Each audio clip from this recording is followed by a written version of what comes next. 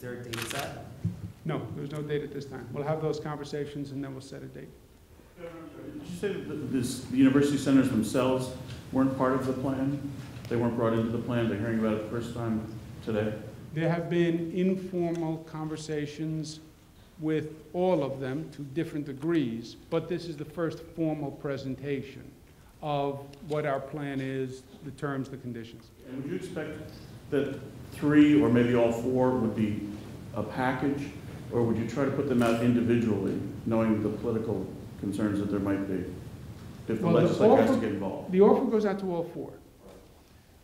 My guess is Buffalo will be the first to present a plan because they've been working on it the longest.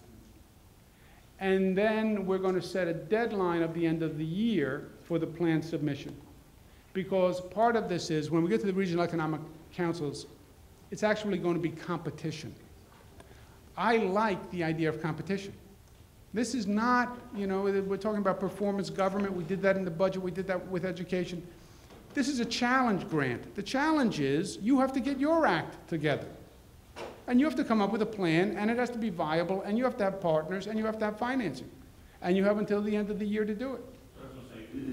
You take all 4 proposals then and figure out who, if any of them, win this money?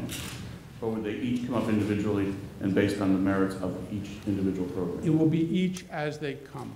And my guess is they'll have different, my guess is all 4 will have tuition increases. I wouldn't be surprised if they don't have different levels of tuition increases depending on what they're trying to do. Governor, if the other 3 campuses don't have plans, as you say, how do you come up with a dollar amount for each campus?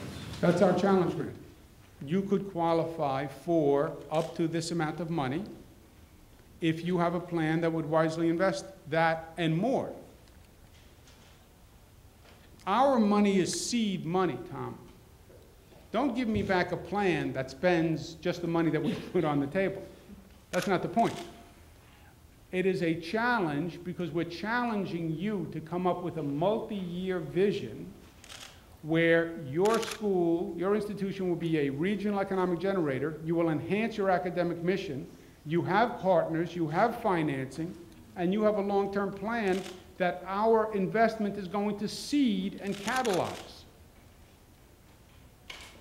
That's the idea. Would you like to add anything? Well, I would only say that this is a partnership, and we have the right partners before you today.